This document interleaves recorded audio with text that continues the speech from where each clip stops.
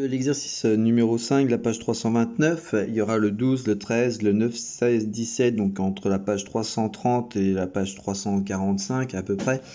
Donc l'exercice 5, on a ici donc une information qui est capitale, c'est qu'on sait que le grand rayon sera multiplié par 3 par rapport au petit rayon, d'accord? Donc toutes les longueurs sont multipliées par 3, ce qui veut dire que les aires vont être multipliées par 3 au carré, donc la réponse c'était la C, c'est-à-dire on multiplie par 9, donc la grande aire est égale 9 fois la petite aire.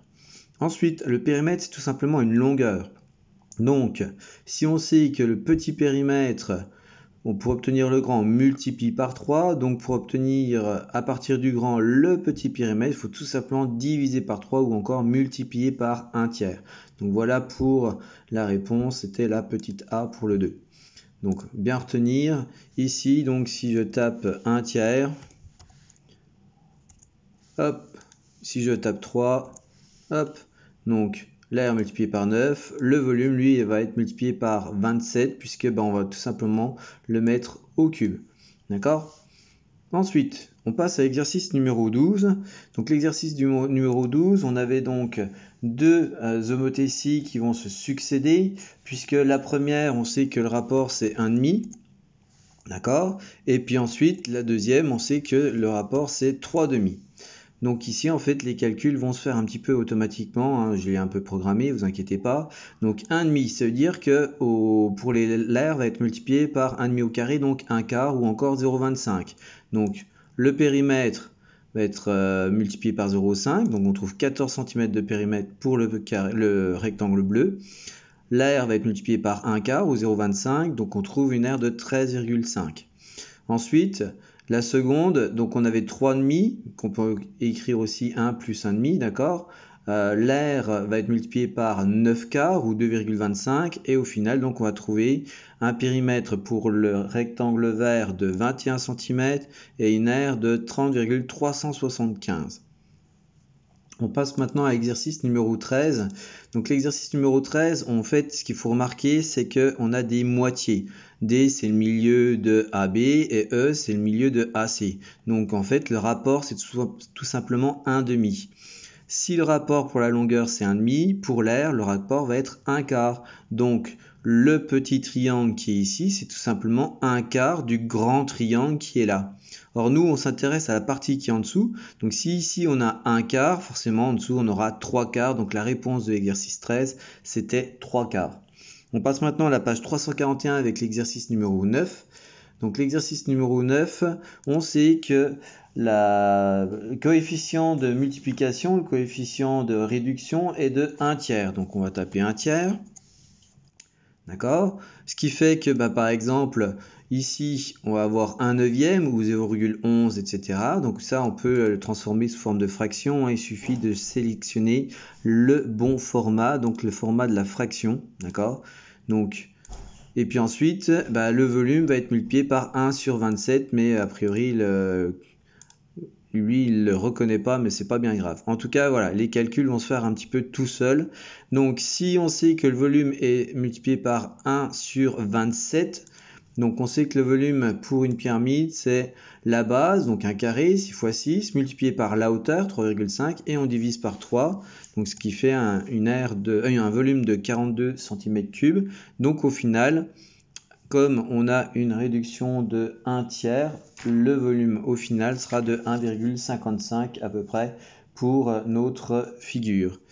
Ensuite, ce qu'on veut, c'est avoir une aire de carré de 144 cm². On sait qu'au départ, on a 6 x 6, donc 6 x 6, 36. D'accord? Alors 36, si je garde 1 tiers, donc on multiplie par 1 neuvième, on trouve tout simplement 4 cm². Donc du coup, on va essayer plutôt, 1, on trouve le bon truc. Et puis pour 2, on voit qu'on passe directement à 144 cm². Donc le coefficient d'agrandissement, c'est 2. Ce qui fait que l'air multiplié par 4, 2 au carré. Et enfin, le volume multiplié par 8. Donc on va trouver 336 cm3. Enfin, il nous reste deux exercices. Il y avait l'exercice numéro 16. Donc l'exercice numéro 16, c'est la longueur de l'arête d'un cube est multipliée par 3. Ça veut dire que tous ses côtés vont être multipliés par 3. Donc le volume va être multiplié par 3 au cube, c'est-à-dire 27. Pas de problème, la A est vraie. Ensuite, pour la B, on vous dit qu'on a multiplié la largeur par 3. On ne vous dit rien sur la hauteur ni la longueur. Donc on ne peut pas affirmer que le prisme va avoir un volume multiplié par 27, puisqu'il n'y a que la largeur qui est multipliée par 3, donc la B est fausse. Le volume d'un cône a été multiplié par 8. Si c'est le volume, donc en fait 8 c'est quelque chose au cube qui est égal à 8. Et en fait, en regardant un petit peu sur votre calculatrice, vous avez la racine cubique, on en a déjà parlé, ce qui fait que racine cubique de 8, ça fait 2. Donc finalement, le diamètre, qui est une longueur, a été multiplié simplement par 2. Donc la C est fausse. Enfin, on avait donc l'exercice 17.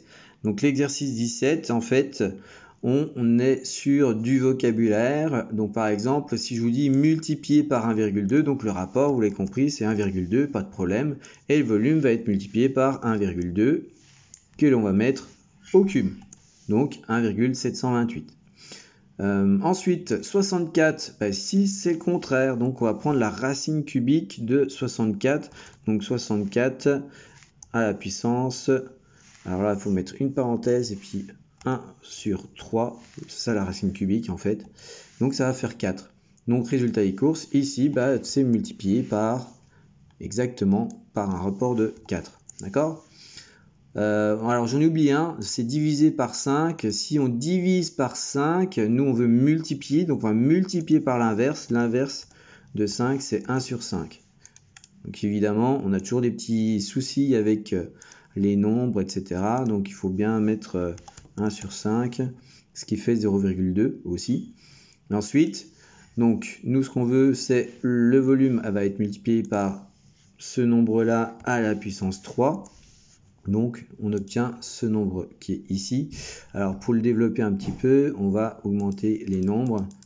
Donc ça fait 0,008 a priori, donc voilà. Et enfin, donc 1 millième. Alors deux possibilités, on peut tout simplement dire que les longueurs ont été divisées par 1000. D'accord? Et puis le rapport, c'est tout simplement 1 millième au cube.